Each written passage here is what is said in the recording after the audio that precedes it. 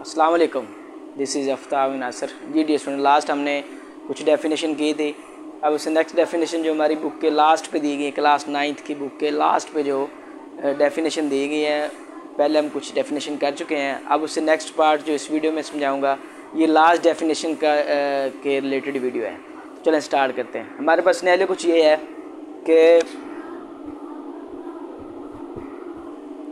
सबसे पहले डेफिनेशन है रेशियो एंड प्रोपोर्शन। रेशियो क्या होती है, प्रोपोर्शन क्या होती है। सबसे पहले रेशियो को देखेंगे, फिर प्रोपोर्शन की बात करेंगे। We define ratio this. Ratio को हम किस तरह से डिफाइन करते हैं कि हमारे पास ये सिनेरियो होता है A is to B, A is to B. ये ए और बी में के दरमियान रेशियो है। इसको हम ऐसे भी लिख सकते हैं ए ओवर बी, फ्रैक्शन की फॉर्म में इक्वली होता है। As the comparison of two alike quantities. इनसे मुराद ये है, इतनी बात करें अगर हम, इससे मुराद ये है कि दो एक जैसी जो क्वांटिटीज़ हैं उनके दरमियान कंपैरिजन चल रहा है, उनके दरमियान मुवाजना हो रहा है। जैसे हम कहते हैं कि 5 kg चीनी है तो 10 kg चीनी हो। ए हम कह देते हैं 5 kg चीनी और बी हम कह देते हैं 10 kg आयल है हमारे पास। तो ये एक जैसी है, इनकी क्वांटिटी एक जैसी, क्योंकि दोनों में kg नज़र आ रहा है। तो इन दोनों के ऊपर अगर हम कंपैरिजन करें, इनका मुवाजना करें, तो हमारे पास वो जो वर्क होता है वो हमारे पास रेशियो कहलाता है। तो इसको हम ऐसे भी लिख सकते हैं, इसको हम ए ओवर बी भी लिख लें तो इससे कोई फ़र्क नहीं पड़ता।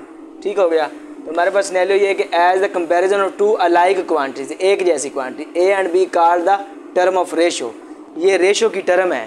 तो जब हम इन दोनों के दरमियान कंपैरिजन करते हैं तो एक चीज़ को ख़ास ख्याल रखना है आपने। कौन सी चीज़ है वो? Terms must be expressed in the same units. इनके यूनिट्स एक जैसे होने चाहिए।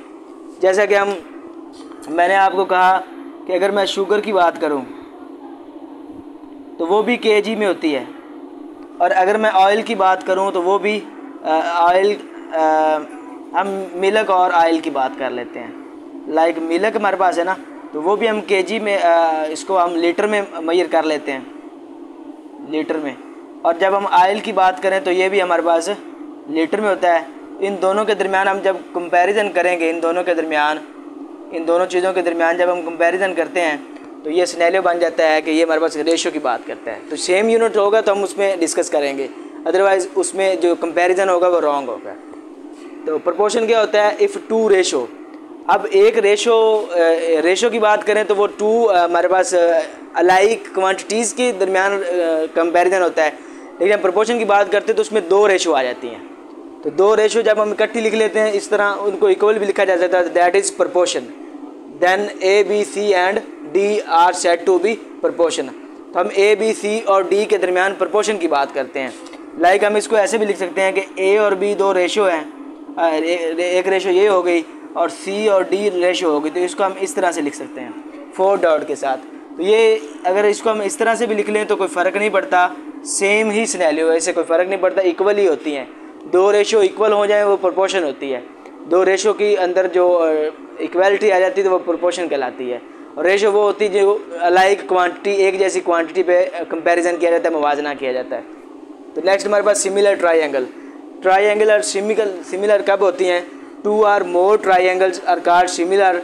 ये सिमिलर जो होता है ना, इसको इस सिंबल से जाहिर करते हैं, इस सिंबल से। ये सिंबल, ये सिमिलर का सिंबल है।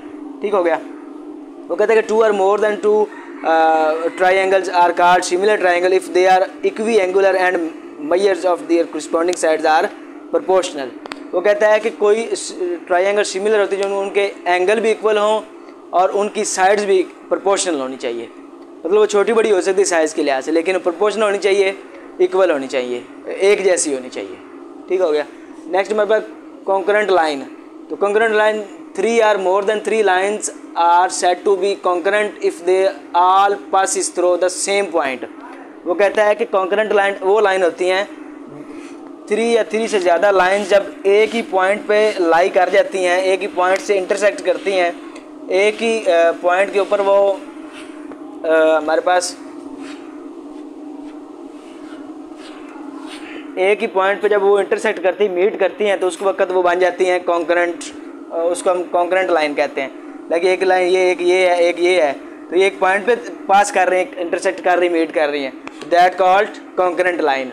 वो 3 भी हो सकती हैं, 4, 5, 6,000 लाइन भी हैं ना, अगर वो एक पॉइंट से इंटरसेक्ट कर रही हैं तो वो कॉन्करेंट लाइन कहलाएंगी। थ्रो सेम पॉइंट, तो कॉमन पॉइंट ही होगा ना ये, इसको हम कहते हैं एक कॉमन पॉइंट, हम P का नाम देते हैं, कॉमन पॉइंट P से पास कर रहे हैं, कॉल द पॉइंट्स ऑफ, और इस पॉइंट को हम क्या कहते हैं, the common point is called the point of concurrency of the lines. ये लाइन जब 3 और मोर देन 3 लाइन जब पास करती हैं एक पॉइंट से, उसे हम कॉमन पॉइंट, वो जो कॉमन पॉइंट होता है ना, जब वो पास करती है तो वो कॉन्करेंट लाइन बन जाती हैं। 3 मोर देन 3 लाइंस जब एक दूसरे को मीट करती हैं, इंटरसेक्ट करती हैं, तो वो कॉन्करेंट लाइन बन जाती हैं, और जिस कॉमन पॉइंट से वो मीट करती हैं उसको हम पॉइंट ऑफ कॉन्करेंसी कहते हैं। ये बड़ा अहम टॉपिक है। नेक्स्ट हमारे पास incentre of a triangle the internal bisector of angles of a triangle meet at a point called the incentre of triangle. Triangle के इन सेंटर से क्या मुराद है जी? बड़ा आसान है, बड़ा आसान टॉपिक है। कैसे? अब मैं एक ट्राइंगल ले लेता हूँ, ये एक ट्राइंगल है, उसने कहा द इंटरनल बाइसेक्टर होता है एंगल्स का हाफ। ये एंगल है, ये एंगल, तीनों एंगल जिसके हाफ की बात कर रहा है। बाइसेक्टर, उसको बाई का मतलब होता है 2 हिस्सों में डिवाइड करना, ऑफ द एंगल्स एंगल को, ऑफ अ ट्राइंगल के, meet at a point call the incentre of a triangle. जब हम इसको 2 एंगल को 2 इसमें डिवाइड करते हुए गुजरते हैं, फिर इसको गुजरते हैं, फिर इसको गुजरते हैं, सॉरी ये थोड़ा सा टेढ़ा सा हो गया। जब इसको ऐसे गुजरते हैं तो जिस पॉइंट पे ये ऐसे पॉइंट ये बनता है, इसको हम कहते हैं incentre of a triangle. ये ट्राइंगल का इंटरनल में इन सेंटर है। ठीक हो गया। नेक्स्ट हमारे पास circumcentre of a triangle. एक ट्राइंगल के सर्कम सेंटर से क्या मुराद है? बड़ा इजी है, ये भी बड़ा इजी काम है, या पे इधर ही बना लेते हैं।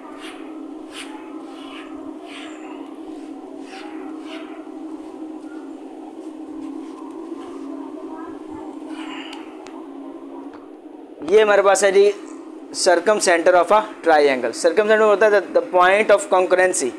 हमारे पास एक ट्राइंगल है ना, एक ट्राइंगल के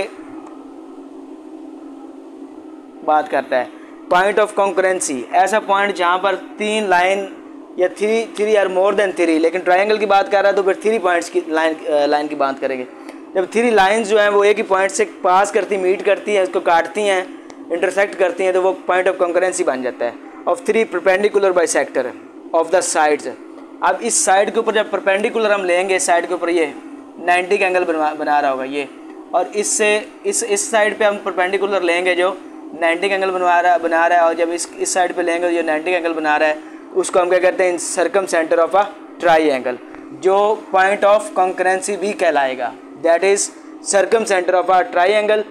ये एक पॉइंट पे जो मीट कर रहा है, तो इस पॉइंट को हम circum centre of a triangle कहेंगे। नेक्स्ट हमारे पास है मीडियन ऑफ अ ट्राइंगल। कि ट्राइंगल के मीडियन से क्या मुराद है जी? ट्राइंगल के मीडियन से मुराद है कि अगर हमारे पास एक ट्राइंगल है, सपोज करिए एक ट्राइंगल है हमारे पास, वो कहता है कि a line segment joining a vertex.